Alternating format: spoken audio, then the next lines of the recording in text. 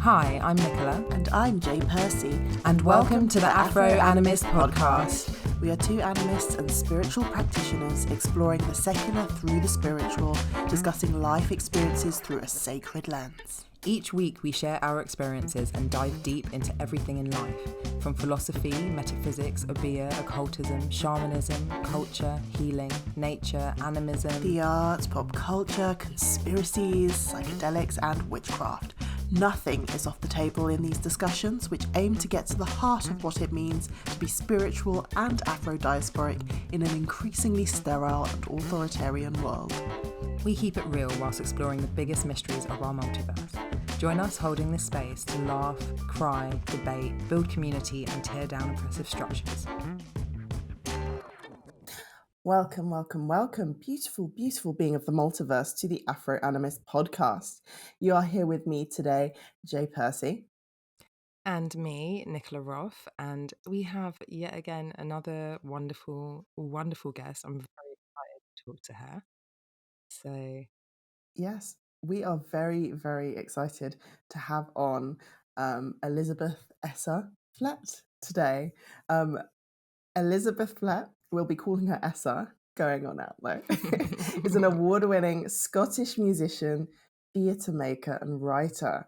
Her successes as a folk musician include reaching the semi-finals of the BBC Radio 2 Young Folk Awards 2017 as a part of duo Shamblestone, and the semi-finals of BBC Radio Scotland Young Traditional Musician 2021. Oh. She's a member of notable folk groups and ensembles such as, sorry if I butcher this, Essa and Bogafrosh. A solid attempt. Boerfrosh. Boerfrosh. What language is that? That's Scottish Gaelic, yeah. Fabulous. Wow. Boerfrosh. Queer voices in folk and has featured on albums by artists such as Daisy Shute and Lewis Barfoot. She recently graduated from the MLit course in Ethnology and Folklore from the Elphinstone Institute in Aberdeen, and alongside her work as a professional performer, won prizes. Wow. This is you fabulous. Can stop now. Yeah. This is getting cruel. No. We're gonna reel off everything.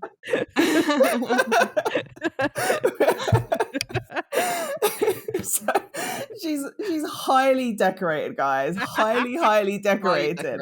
As someone has found strength and professional growth over the last few years identifying as an openly queer and feminist writer, she is also increasingly committed to incorporating her interest in the esoteric into her projects alongside those other aspects of her identity to furthermore ensure that she's creating work that honours her full self.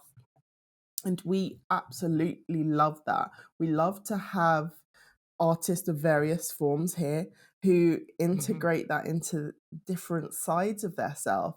And is that what originally brought you to the Magickal Women's Conference? Yeah, so this is where we've met Essa.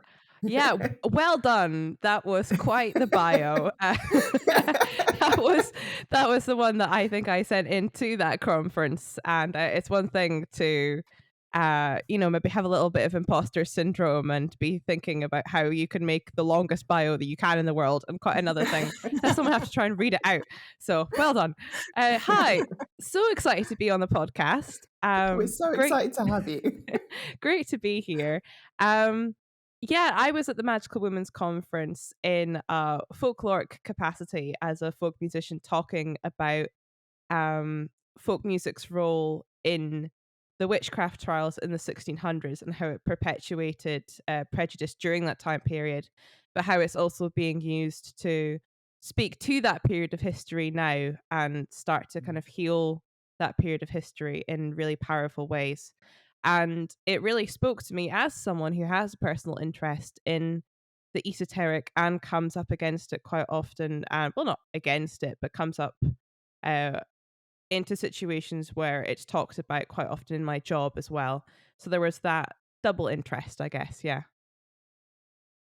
That's amazing. Absolutely fabulous. And I think it's just so beautiful to have Scottish folklorists here, because the history is so rich.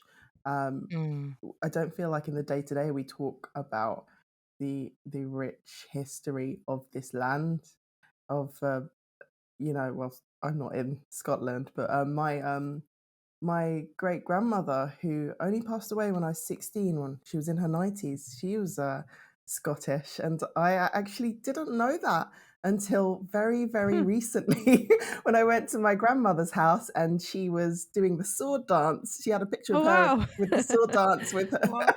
And I said, Why are you doing that?" She's like, "Well, my mom's Scottish." It's like, how did I not know this? The surname is Dahl. So I assumed they were Swedish or whatever they've told me all this time. So I'm so fascinated to have you here just from that perspective. Well, and great to have a fellow Scot as well in the room. Oh, now I feel left out. Yeah, we'll start sword dancing later. It'll be great. Yeah, Like, it'll be I'm fun. so up for that. I'm so up for it. Oh, your talk was actually amazing. It was one that we weren't really able to see was. a lot, but your one really hit us. I was just there like, what? Also, because there was a moment, Jay knows what I'm going to say, when Yeah, I know what you're you gonna put a say. broadside up on the projector, and Yeah. you were talking about the persecution of these I don't know if it's a family of girls, I can't quite remember now, or women, and the accuser was someone named Henry Roth. My last name is Roth, and Roth is a very, very, very, very rare name. And I was literally sitting there like, well, Oh almost no. definitely some kind of ancestor. He will be turning in his grave, and I'm so excited to make him do that. So I was like, we need to talk to you. Gosh, it's just so interesting to think about like the link of folk music, and I guess I hadn't really thought about it in that way before I'd seen your speech. And I think one thing that I really want you to talk to our listeners about today is a little bit about the connection of folk music and esoterica, and also kind of what you were saying about in Scotland you have this massive folk music culture, but you don't necessarily have the link there so much, and the reasons why that link isn't there Yeah. anymore. It was so Yeah, interesting. so So I'm so glad that you enjoyed my talk. It was a really fantastic day where I met so many different women just really living in their power and living their best lives. And it was a very moving experience for me to meet so many people that were just so open and kind and friendly. And it was, I had a lovely time. It was great. Yeah. So one of the things I ended up talking about in the discussion after my talk in the Q&A panel afterwards, where we got a radio mic and we got a fancy table and it was all very fancy schmancy. First time that I've had a radio mic, I had a lot of fun. Was the difference, in my personal opinion, between how the esoteric, how witchcraft, paganism, etc., is treated societally in Scotland and in England. And what I was suggesting in that panel talk was that I think that that really hardline Protestant movement of John Knox, which was coming out about the same time as Mary Queen of Scots, if English listeners have maybe heard about that part of Scottish history. uh-huh. It was a really, really serious clampdown on witchcraft in a way that England didn't quite see ever in the same furiosity. So one statistic, and I might be jumping the gun here because I know that one of the questions for today is, what was something you found really interesting researching the podcast? But I'll give a teaser to that right now. And I'll say one of the things that maybe interesting is the wrong word, but striking to me was that 500 people were murdered in England during the witchcraft trials, which is a terrible amount of people to die, 500 too many. It is also worth noting that 2,500 people died in Scotland. So the fervor was at a different level, really. And that impact historically has felt itself echo down the centuries. So you get to the point where Yes. English folk music, I feel, has much more of an affinity to the other, to witchiness. You've got Morris dancing, you've got green men, you've got I forget the technical name, but the Burr man with all the kind of nature on him. Like there's more of an understanding that is to do with season and welcoming in seasons and saying goodbye to seasons and summoning different seasons when they need to be summoned. Whereas in Scotland, it's more like it's a dance culture. It's a ceilidh culture. You might have a piper at your funeral, but it would be a Christian funeral. So it's just interesting how those two traditions have diverged in their paths, I think. I guess what you're saying is you feel that sort of paganness of what was intrinsic to that was really wiped out, really decimated completely in Scotland, whereas in England there's remnants of nods towards it. There is still some more of that magical culture that is actually spoken about, not as much as we'd like, but still spoken out a little more. Well, and I think the interesting flip side of that is that as a Scottish person who came down to London to study at the Guildhall School of Music and Drama back in the day, back in 2013, I was really shocked as a Scottish folk musician by how not mainstream English folk music was. I was used to it just being part of culture. You did Burns Night, you did ceilidh dancing at school, you've done Remembrance Sunday parade, probably with school or whatever. Maybe you grew up in the church where there was always a piper. You probably had a friend or a mate that was in a pipe band growing up. You probably were made to do Highland dancing as a kid, or your sister was made to do Highland dancing as a kid. It's in there. It's part of life. And then you get to England, and I turned up and was like, okay, so where's the folk music? And people were like, what's that? Folk Like, music? Mhm. You mean And I was like, Mumford and Sons? yeah, Exactly. it just wasn't there. And that was such a strange culture shock, really, to be like, wow, most people in England don't have much of a link to their cultural musical language. And I guess that's the price that's being paid. You still have that more esoteric link, but it's been sidelined a bit more, possibly because of that at some point during societal history. Yeah. And it's sad It's when so these things are interesting. removed from the culture. Yeah, it is. It is really sad. I also find it, as an English person, I have in my brain just a feeling that Scotland, Ireland, and Wales are 1 billion% more magical. Like these places. And I always feel like when I meet Scottish people as well, I have so many Scottish friends that I love and they are so deeply connected. And it's just really interesting to hear even kind of how, even though Christianity is still the way that things are done there, that there is this cultural heritage that you kind of have. And I think that's maybe what it is that I feel, this connection to language, this connection to music that we don't really have in the same way in England. What kind of, I'm trying to find the right question, but like what inspired your interest then in the esoterica kind of thing? Were you a musician first always and then kind of found the link? So my mum's a violin teacher, so I've been playing musical instruments since I was 3. So I didn't Wow. didn't have much say in the matter in a very loving, gentle sort of way. So music has just been my life really since day one. And what's also been my life since day one is growing up in the Church of Scotland, because my mum is a lay reader for the Church of Scotland, which basically means that she can take any services that don't involve communion.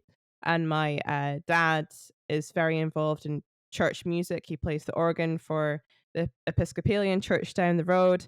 My grandparents and my aunts are elders in the Church of Scotland. It's I would describe myself as a church kid growing up. I was very comfortable in church buildings, coloring books underneath the pews, mucking around, pulling on the bells, trying to make forts out of prayer mats. It was that sort of vibe. And I loved it. I had a wonderful time growing up in the church. It only felt welcoming to me. And it's been really interesting, actually, the last couple of years as someone who feels like they have a calling towards work that enables community and community space, and work that involves some sort of leadership position. It was only when I started looking into leadership positions in the church that I became aware that although the official tagline of the Church of Scotland was that LGBTQ people are welcome, when it gets to a legislative point of space, when it gets to a who do we let into the ministry point of space, it's a little different. And that's been a very disappointing journey to go on. So And you're it's allowed to worship, but you're not allowed to lead. Or you're allowed to lead, but you're not allowed to lead too loudly. So for instance, I was I applied and was very proud to get into equalities group for the Church of Scotland. I won't say exactly what it was, but if you're involved in the Church of Scotland, you could probably have a guess. So mild T, where they were very keen on getting me in there as a young queer person. But once I got in there, it was very clear that although they want LGBTQ people in the Church of Scotland, they're not prepared to have them there in a way that is loudly affirming, because they're worried that that will scare off older conservative parish members. So, you can go, you can even preach, you can be in the pulpit, but don't expect the Church of Scotland to stand up for you if someone's homophobic to you after the service, because that's their point of view. And we should all be in the church together, and we are all supposed to be there, and we all have an equal right to be there, and that's their opinion. And it's like, well, that's not an opinion, that's a hate crime. So I shouldn't. So I had issues with some of the language being used in the legislation that they were drawing up, because it was all very based around tolerance. So it was like, we accept everyone in the church, including LGBTQ people. All are welcome here. It's like, okay, but you're including people who are intolerant of LGBTQ people in that statement. So therefore it is not inclusive. And that was the message they didn't want to hear. So long story short, I've always been very involved with the church, and I imagine I will always, to some extent, have a hand in it, particularly when my family's involved in it. But the last couple of years, particularly with the pandemic giving more of an opportunity to step back and reflect, it was like, it's not serving my spirit to be in this space at this time. And let's see what other expressions of the divine are out there. What other ways are there to connect with the other and have a full soul experience? And that kind of has led me to explore things that probably would be more defined as witchcraft and paganism, and really open myself up for other ways to explore myself and the universe around me. And it's been a really beautiful process so far that I've really enjoyed exploring. I'm really sorry to hear that there's a difference between tolerance and acceptance, really. And it's sounding like that acceptance isn't really happening there. And I hope that in the long term they can find their way to that, because I think they're going to increasingly find that a lot of young people are going to be pushed away from wanting to, join this form of spirituality because of issues such as these, which is only going to make their congregation numbers smaller. But how do you then find your own personal resolve between this form of Christianity and paganism? I think I'm someone that has always resonated with the community aspect of church rather than necessarily what is, let's face it, a rather patriarchal viewpoint in terms of religion. And it's been used by the patriarchy. It's been weaponized by the patriarchy for hundreds of years. And that is a legacy that I think modern Christianity needs to radically speak address. to. Yeah, it needs really, to really speak does. to, needs to address before we can all move on with it being a religion that feels welcoming to everyone, because it doesn't right now. And I think it's important to also mention that in the same equalities group, Black Church of Scotland members were talking about their experience in the church, and they're experiencing profound racism, and they were being told much the same that I was being told of, well, bums on seats above all else, even if you're a Black minister and you know that a congregation member privately to themselves thinks it should be a white man up there. And Mhm. that is also completely unacceptable. I think the whole house of cards is going to come down at some point soon, because this is 2022. It's not, this conversation's happening now outside of the church space that will eventually get in there, I think. Exactly. Definitely agree. Yeah. Yeah. So I was never really a fundamental Christian in terms of my parents are very liberally minded. They're massive socialists. So it was never really the kind of Christianity that was based around the understanding of needing to be saved, or the other option was hell. It was more the kind of Christianity which was spirituality is good for the soul, and this is an avenue to access that spirituality.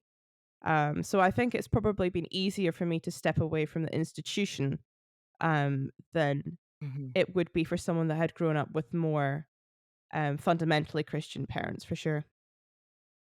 Sure. Yeah, and I think it's important that you address that, because at its core, it's so funny. I'll always get DMs in on Instagram saying you're gonna go to hell.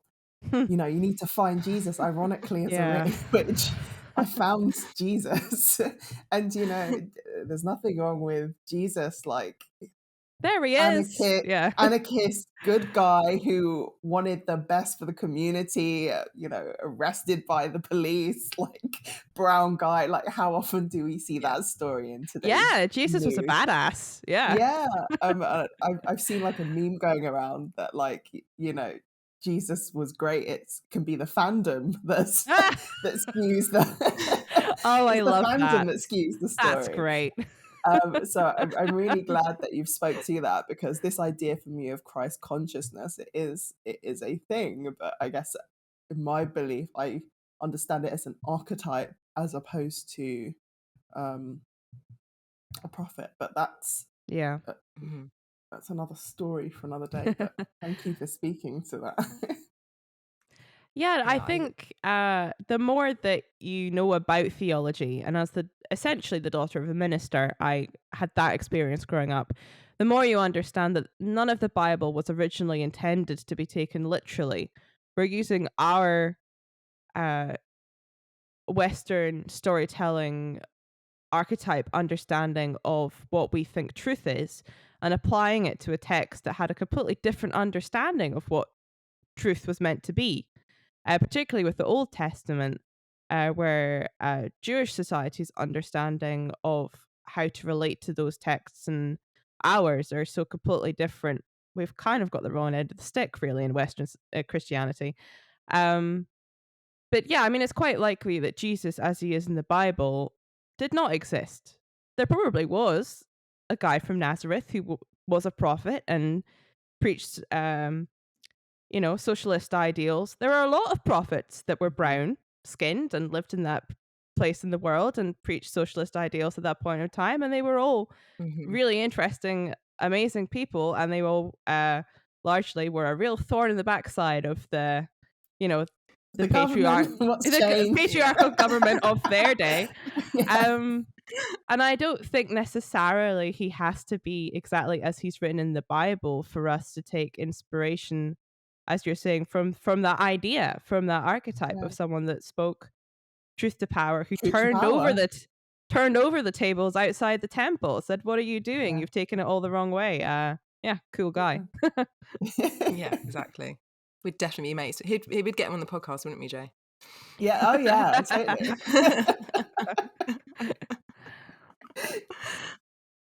So I find this, like, I just feel like this is such an important line of conversation about the church and the beauty of the religion, actually, and the cultural beauty of the religions, but how the place where actually in modern society there's a gap and there's no diversity. I have family members who were deeply religious but are also gay, Mm. and they've been excommunicated, and the journey that they've been through has been really sad to watch, because it's this thing about the institution creating rules and standards that you have to adhere to, and obviously as human beings we're so wonderfully unique that never really works out. So I Yeah. think I'm just really happy to have you on here, so talking about it as somebody who identifies with the Christian ideals as well and can see the benefits of those, but also has had this journey. And I feel like um it's an amazing thing that you can stand in that place of not being the token, and I say that like having been the token, so anything that makes you diverse, they want you in there, but they don't, like you're saying, they don't want Yeah. you to be too loud. And I just feel like that's, it's a really important point to make. And actually, I'm just like, yeah, well done, babe. Well done for not just sitting in it. Seriously. Um, so obviously you've spoken a little bit about what it's like to be queer in Christianity. I wanted to ask you more about how because you mentioned in your bio that you're a queer feminist writer and you're creating work that is really representative of you. So what kind of thing are you doing right now? How are you representing yourself with your work? Yeah, great question. um the most profound thing I've done in terms of honoring that part of my identity was that, as you mentioned, I did a master's course in an MLit course in folklore and ethnology at the Elphinstone Institute here, where I'm recording in Aberdeen. It's very grey, it's very cold, it's Aberdeen. What would you expect? And so for my master's thesis, my paper at the end of the year, 20,000 words, I decided to do a ethnographic study on the impact of the queer folk collective that I'm in Scotland called Boafrosh, which means rainbow in Gaelic. And basically, an ethnographic study is just that I interviewed about 12 people, maybe. I did Zoom interviews, and then I transcribed a lot of those interviews, which took a very long time. And then once you've got the transcriptions of all your interviews, you then basically, it's quite a scientific method. You then look through all those interviews, you work out what it is that you've discovered, and then you write up what it is that you realize you've discovered once you look back on all the different conversations you've had. And then you come to some conclusions yourself. So it's a fairly simple uh, model of academic research, but it's tried and true, and it really produces some interesting results because it gives, I think it's the best model for giving the opportunity for people to have a voice. So it meant that I was able to interview queer people that I knew living in Scotland and say, how is it for you? And then be able to use their actual words in the paper and say, this person from this part of Scotland felt like this, but this person from this part of Scotland felt like this. And what was beautiful about it was that although everyone had had different experience growing up, it seemed to be that if you were in the Highlands and Islands, it was much more difficult to be a queer person overall, and certainly a queer person playing folk music. Whereas if you were in the Central Belt, it was a bit of an easier time of it. Uh, Everyone had had a really profound experience from joining Boa Frosh, from being part of the queer folk collective, and finding community with other people with their shared life experience. So that was a really empowering thing to write about, really, and be like, yes, I am part of a movement, of a collective that has meant a lot to all these people, and I get to write about them and share their stories. So that was profound, yeah. Mm. I'm just so And interested. I now want then, to read yeah. this. Sorry. uh, no. So then, just to say that the icing on the top of the cake really was that there's this slightly old-fashioned folk magazine called The Living Tradition that's been around for a very long time, and I pitched to them, not really expecting them to take me on, offering to write an article about this paper that I'd done. Basically, condense it into a couple thousand words so that it could be a magazine article, send in some pictures, etc. And they accepted, and it got published, and I got my very first complaint letter, which I was very proud Woo. about. Means you're a real You've made academic when you get your first Did you complaint. frame it? I did cut it out. It was very, very funny. It was just exactly what you'd expect. It was great. I love it. That's how we know. That's how we've been measuring our success, by how many people we piss off with our opinions and lives. Yeah. Isn't it, Jay? No, I think that's amazing. Like, you know, I feel like for everybody, and I think this is also part like why we do this, community, identity, these are some of the most important things for all human beings, no matter where you're from. Like, to have people who think or feel or have lived similar experiences to you, and then be able to join with them and share in that, creates such, I just feel like human beings need that. We need that level of support and understanding. And you know, in this world at the moment, I mean, I have found it quite difficult to find my tribe. And I just like respect anybody who is doing that work, because it is some of the most important work for human beings. I think it doesn't matter what it's about, but the coming together. So do you practice any witchcraft or things like that? Do you actually do practices? I would say I practice with a small p. So I have in my house a space that I call my altar space, where I have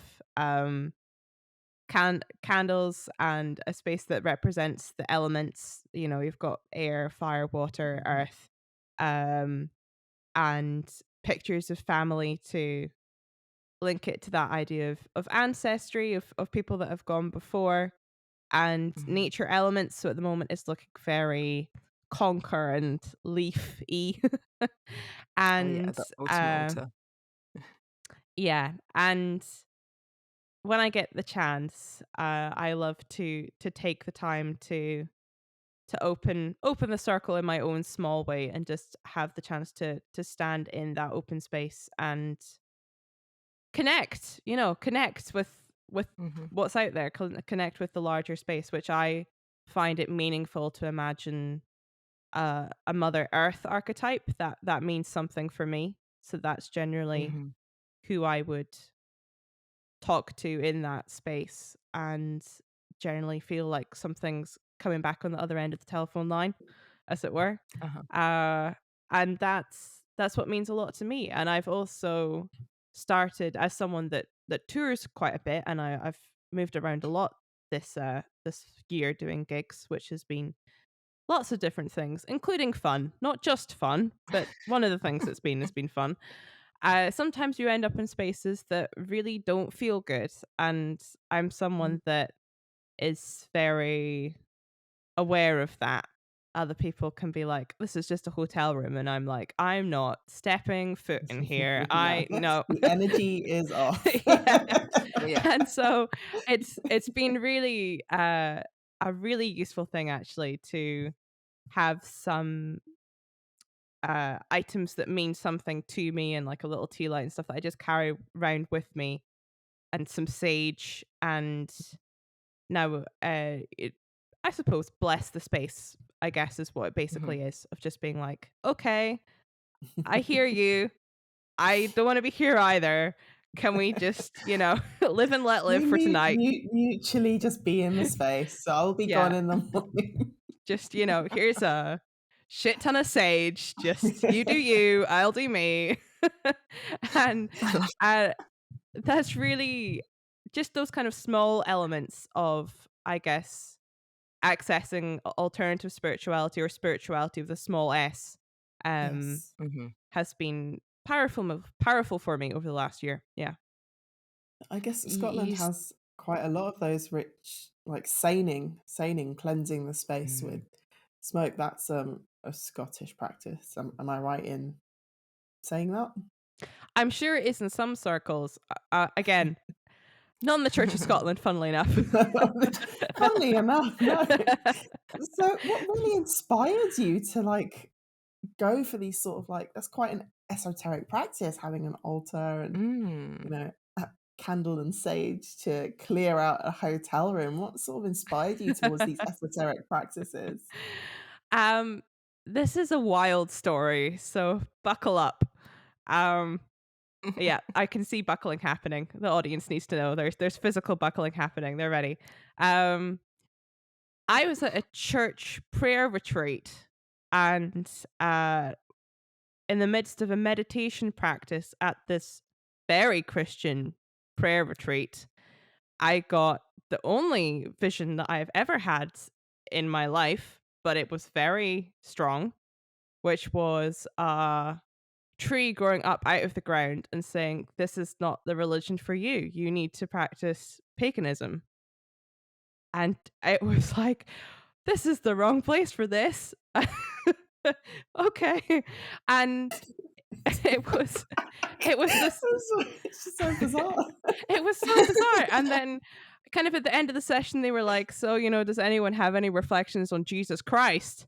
And I was there like, I feel so guilty right now that I've had a massive revelation of the wrong spiritual practice in this very Christian prayer room.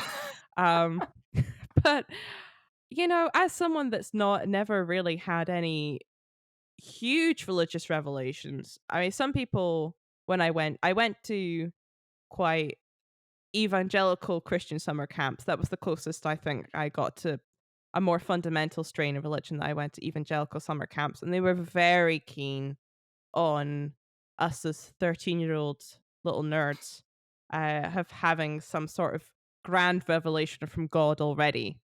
And Mm. I always used to feel so bad about it because everyone would go around the room and be like, "Oh, yes, God spoke to me on Tuesday and told me to do this." And I'd think, I'm on the autistic spectrum, so I take everything very literally. So I'd be like, no, no, no, no massive voices from upstairs. So I guess still no. And I'd be thinking, what am I doing wrong? As everyone else would be like, oh, yes. And in my head, they were sitting there and God was literally like talking in their ear like they were on a mobile phone with God. Where, of course, I highly doubt that was what was happening to any of them. So I hadn't really had an experience like that before that one. And if you've grown up in a religious practice, you grow up desperate for any kind of big sign like that, really. Or at least I did anyway. I was always looking for the big sign and it never seemed to come. So it was beautifully ironic that the big sign was the wrong spiritual practice, as it were. But I decided to just go for it. Even though I was like, well, you were looking for a big sign. It wasn't the one you were expecting, but sure. So I guess that was when I started looking into it. That was a couple of years ago. And then was still involved in the church, but gradually getting more and more interested in that side of things. So I suppose when I decided to kind of formally take a break from Church of Scotland, from formal Christianity, it was something that I'd already explored a little bit. I was already interested in.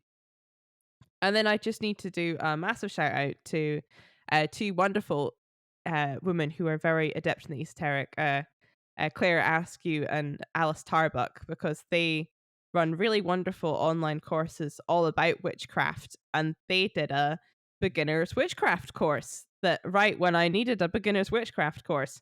So I signed up for that and had a really great time and realized that I was really connecting with all the people that had come on this course, even just through the Zoom boxes. It was like, oh, I think these are my people.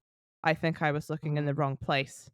Um, Mm. this feels a lot more like home than, a Church of Scotland prayer group ever did. Just because I think if you're if you're in an alternative spirituality space where there's less of an established religious doctrine, there is more acceptance of questioning, I feel.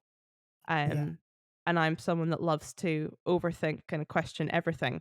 So I think maybe that's what I'm picking up, that it's much more acceptable to have discussions and question things when there's not so much of a hard line doctrine. Yeah.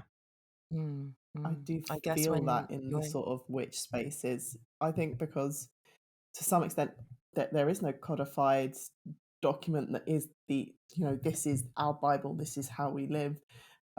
Everyone's sort of getting to a place where they will have questions come up, and then it becomes a matter of discussion, and the cosmos and how it works, it becomes something that you discuss and engage in, instead of saying, no, this is the right way, this is the wrong way. It can feel a lot more accepting in that way. That's definitely been my experience anyway. Yeah. Yeah. I think it's, I was literally getting chills when you told us your story about your vision. One, because it's just, I don't know, when you hear someone say something that's just completely and utterly real, then sometimes you can really feel it. And I really felt the reality of that for you, that vision and the Yeah. change. Yeah. And also I've had similar experiences, and I think it's such a, in my favorite word, interesting thing that I enjoyed that. I've listened to enough podcast episodes to know that you're trying to find a different word. I really need, please help me out, guys. Um, but that we have this idea, and obviously, especially if you're brought up in church, and I was brought up Catholic, that God is this thing. That's what it is. That's all it is, and you have to kind of understand that way of it to be able to work with it. And when I started to get into my spiritual journey a bit more with through my own choice, I struggled because I started to do lots of dabbling, which I think a lot of people do. So, you dabble, you do your beginner's witchcraft course, and then you may never do this, but a lot of us just go over to India and do some stuff in India. We go over to somewhere else and do whatever. And I remember feeling really lost and feeling very much like, I was a Catholic, and then I was a Wiccan, and now I'm like in India studying all this Vedic stuff, and actually none of that feels right to me, even though I feel the power in all those places, and it's the same in all of those places. It's not different when I sit in church or if I sit in temple, it's the same. And I remember I'd gone to see this guru called Amma at her ashram, and at the time I was really heavily studying shamanism. And that was feeling so at home for me, and so like just made sense in the way that I thought about things and the way I saw the world. It made sense. I remember going and getting her blessing, and the vibration was so high there. It was so high, and I asked her mentally, like, please, please, please, just let me know if this is the path that I'm supposed to be on. And as I stepped away from her, I literally, on this stage, I thought I was going to pass out. The whole space just changed. It went completely white. And then I just saw, it was like this veil moved, and I just saw this fire.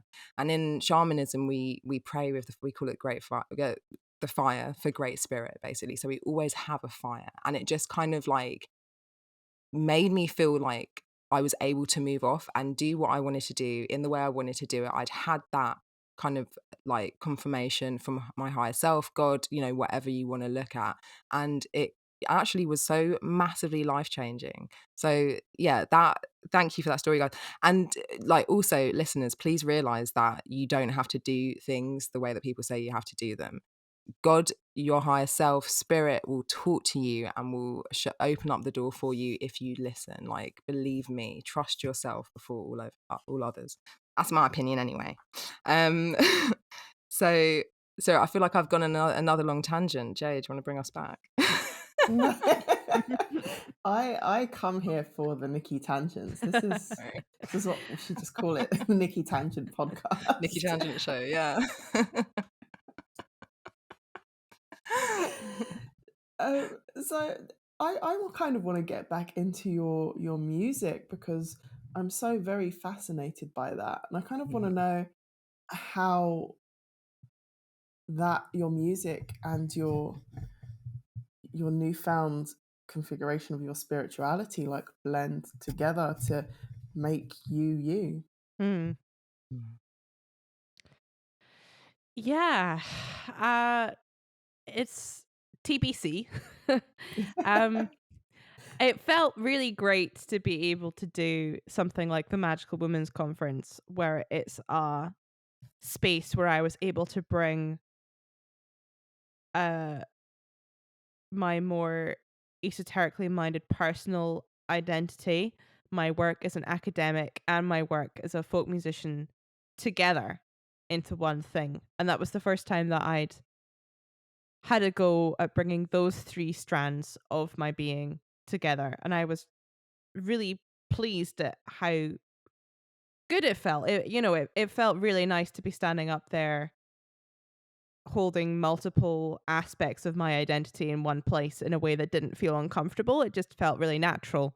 So that's good for me to kind of think about, okay, how am I going to do that again? Because that felt great. I think the most important thing I do for honoring who I am as a person is choosing who I work with. So, for instance, that might be just working with people who their energy and my energy really work well together. Like the fact that I've worked with Daisy Chute, for instance, in my eternally long bio that you did so well reading out there at the start. she was mentioned. I love working with Daisy because we get on well, we work well together, and it's an easy relationship that doesn't need much energy either way in terms of there being friction. Like we're on the same wavelength basically, and so that feels right. Or working with Lewis Barfoot, who is someone who I know I've heard her talking about how she feels that her music is more of a spiritual practice than anything else. She uses music to speak to what she would describe of as the historic pain of the feminine. So for instance, her latest album that she's working on is about the intergenerational trauma that women have experienced in Ireland in terms of the Catholic Church there, and not being able to be in control of their own bodies and having their children taken away from them, and the shaming of female sexuality and ownership of self. And it's important for me that I'm part of work like that as well, that I'm part of work that is doing something. It's so much fun to get up on a stage and play some fiddle tunes and have a great time and play for a dance or play to make people smile, because that's a very important part of human experience too. But I think for me personally as an artist, I also need to be involved in projects that are speaking to something bigger as well. More of like social justice, or what do you mean by bigger? Yeah, social justice is a big thing for me. I think folk music, I think I spoke a little bit about this at the conference, but for me, folk music is the musical genre of the people, and it has a responsibility as a genre to talk about the societal issues that are happening right here, right now, rather than it being something that's all about the issues of the past. And Lady Masery, for instance, are a great folk band down in England that are doing exactly that. Their latest album has issues such as violence against women on the streets and how that's still a massive problem at night. They've got a song all about that and that experience of what it's like to be a woman, and how your experience is someone that has to be careful at night, and why and how it shouldn't be so. And that's the kind of thing that they're talking about in their modern folk music, and that's the kind of thing that I'm like, yes, you understand what folk music's for. So for you, folk music has a much higher purpose than just getting across a nice little tune that we all sing together on a Friday night. Yeah, definitely. And another thing that I talked about a little bit in my talk was that how folk music isn't inherently progressive or left wing or socialist or however you want to label it genre. It can be very right wing. It can be fundamentally nationalist, and it's up to us to decide how we're going to use it as a genre, whether we're going to use it to whip up nationalist fervor, like the example that I used in my talk was in Nazi Germany, or whether we're going to use it, like the Ewan McCalls of the 1960s, and use it to bring about change. It's our choice, really.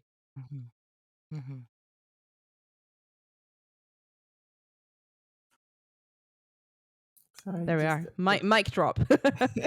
it is a big mic drop music because big mic drop moment, because I do feel that we have art in all of its configurations to be able to tell a story, to be able to tell an experience, to be able to bring comfort to others in our community, or be able to progress as a community by, expressing what outrages exist.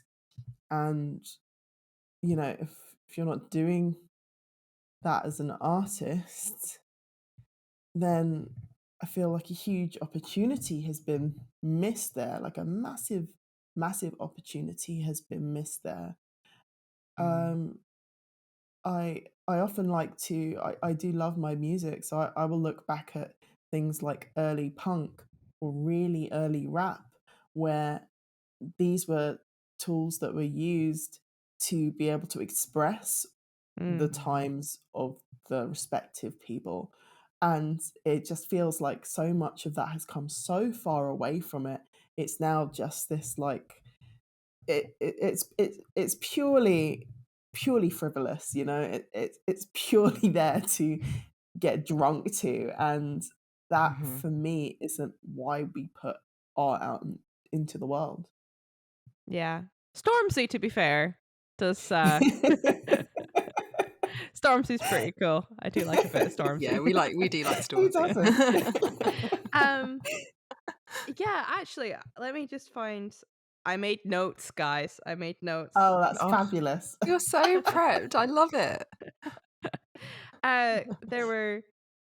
There's two women who are in particular who are doing really interesting things right now in the folk scene that I thought I would just give a shout out to, just in terms of talking about folk music that's making a difference and has something to say.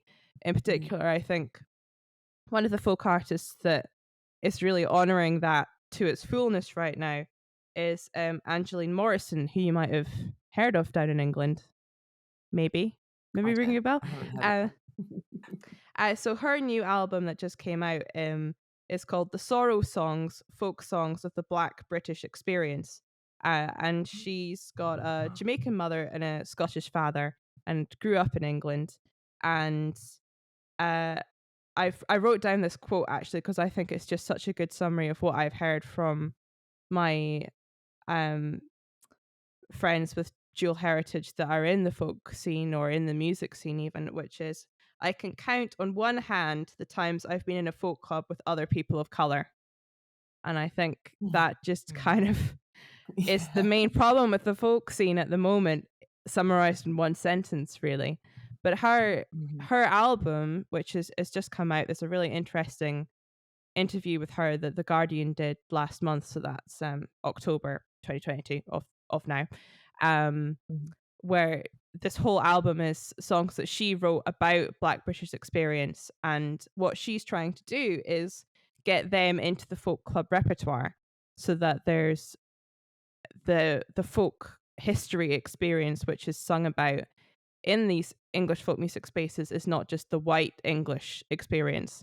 So it's like a wonderful call to arms that she's like, sure, these songs aren't old, but she's written them honoring the style of old folk songs, and they're about the parts of history that have been eradicated up to this point in the white folk experience about Black history. And she's saying, learn these songs, start singing them, and then we can retrospectively fit in other experience into the English folk music canon.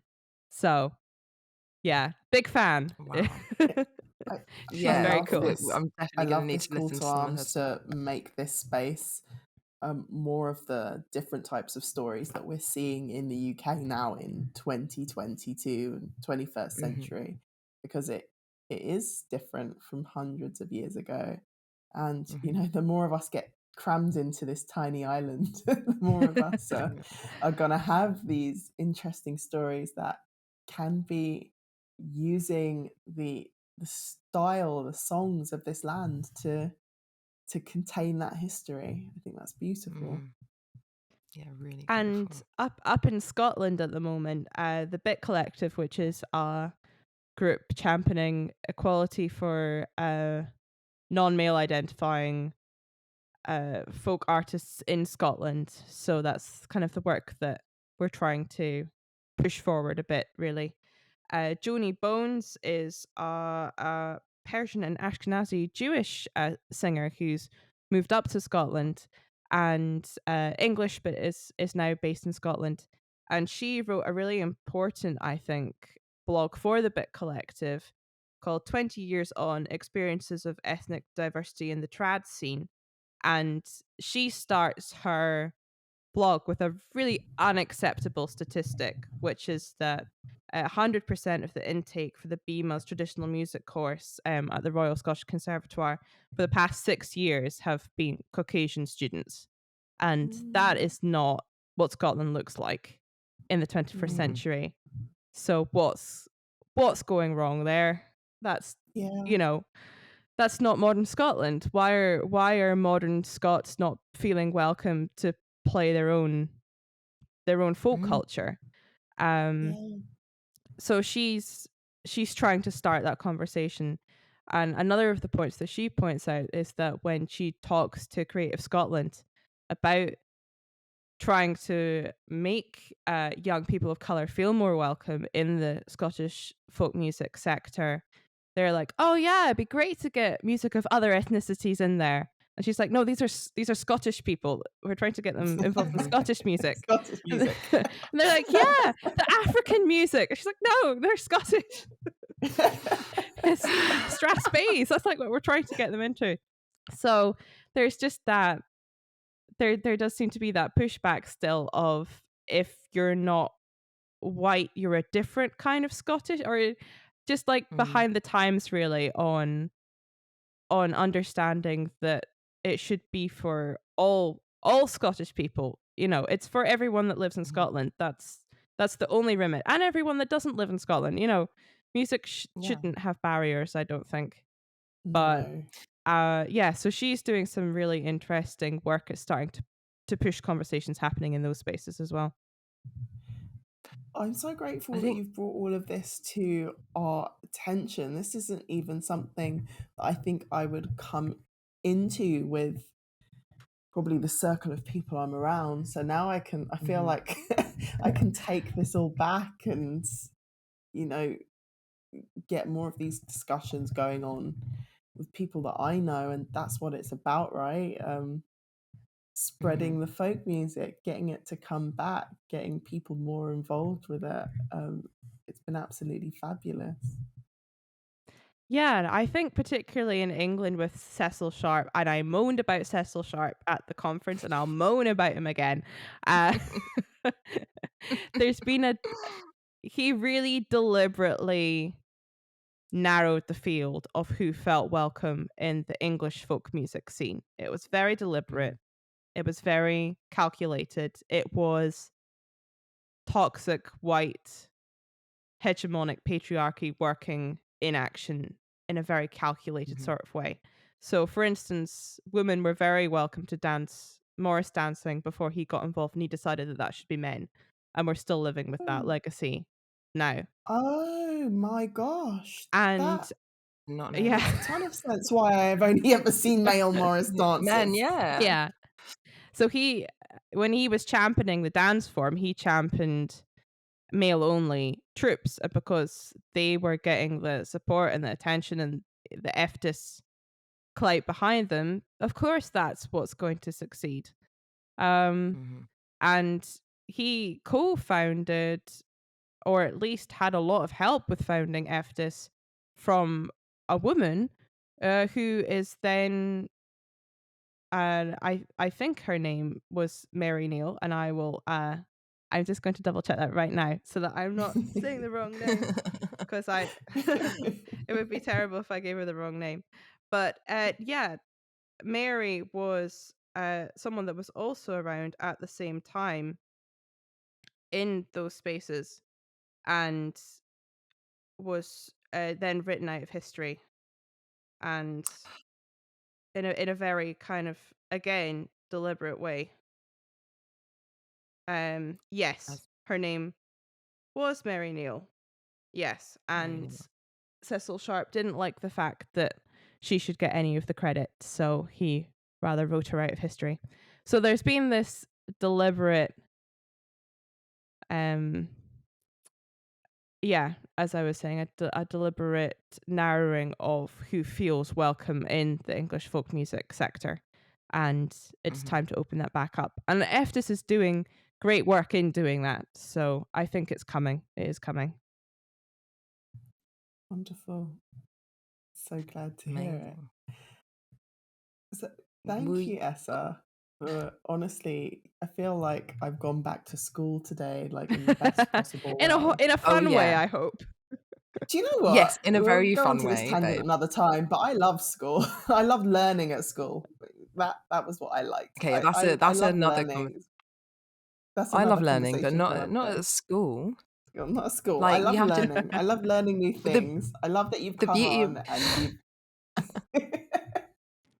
Well, I thank you so much for having me. I feel so honored to be invited to be in this space, and I've had a lovely time. It's been so great. Oh, we've loved talking to you. Like, it is amazing. And the way you speak, Essa, you speak so beautifully and clear. It's so easy to understand you. Do you know what I mean? And that makes a difference as well when it comes to like being able to receive this level of like important information. Gosh, there is just like 1,000 things that I could ask you now still, but we won't. Will you tell us, now is the moment to plug yourself. So give us your Instagram, your website, your SoundCloud, whatever gigs are coming up, all of that kind of stuff. Let us know. Great. Well, who knows if Twitter will still be a thing by next week, let alone I think this goes melted, hasn't it? As of the 20th of November, Twitter has melted. Yeah. No, I don't know. It might be gone by next week. Who knows? So I'll skip Twitter to be safe. My Instagram is at ESSAFLETT. So that's ESSAFLETT. And then that's probably where you can find me the most. If you're old school, I have a Facebook official page under Elisabeth Flett. I'm on Spotify if you fancy checking me out there. You can hear my EP Barbed Wire Goodbyes, which is on Spotify and on Bandcamp, where you can buy it, which is always my favorite option. I get money. Yes. Hooray! Go buy it. Go buy it. It's an EP that I'm really proud of, and I made it in 2020 because there was nothing else to do, and it's all about refugee experience and exploring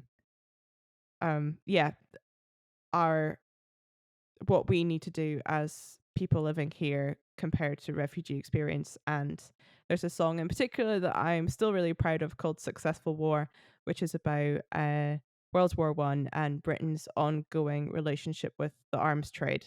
That if you listen to anything that I've written, I would recommend Successful War because I'm really proud of that one. Check me out there. Come say hi. I'm very friendly.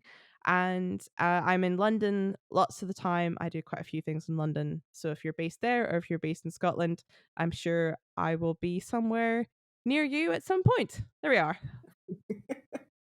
Wonderful. Thank you so much, Essa. You're so knowledgeable and so passionate, and that passion comes through so clearly with everything that you put out. We're just so happy to have you here today. Wow, thank you. It's been so nice. It's been really fun. Thank you so much, Essa. Thank you. Thank you, dear listener, for being here. Make sure you give Essa a follow. Like, go to the Bandcamp, buy the stuff. Spotify's there as backup. But we want to be supporting more of these arts in a way that's actually going to put that energy flow back into the artists, as opposed to the big giants who have their pockets filled. Exactly. Thank you for being here. I've been Jay Percy. And I'm Nicola Roth, and we will catch you next week. Bye, guys.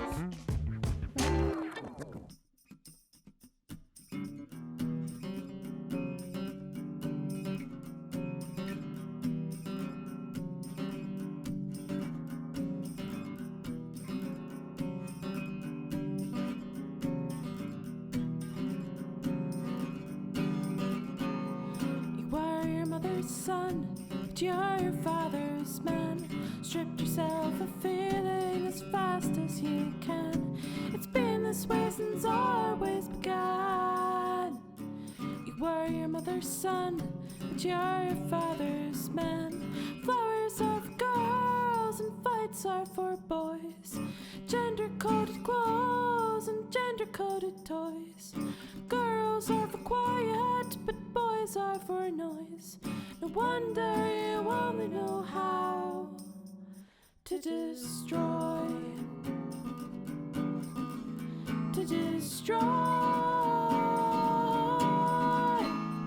You were your mother's son, but you're your father's man. Stripped yourself of feeling as fast as you can. It's been this way since always began. You were your mother's son, but you're your father's man. Plastic guns and playground violence taught you to believe that you were always righteous.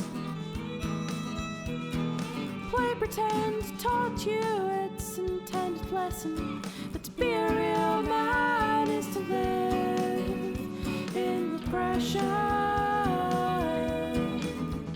In depression.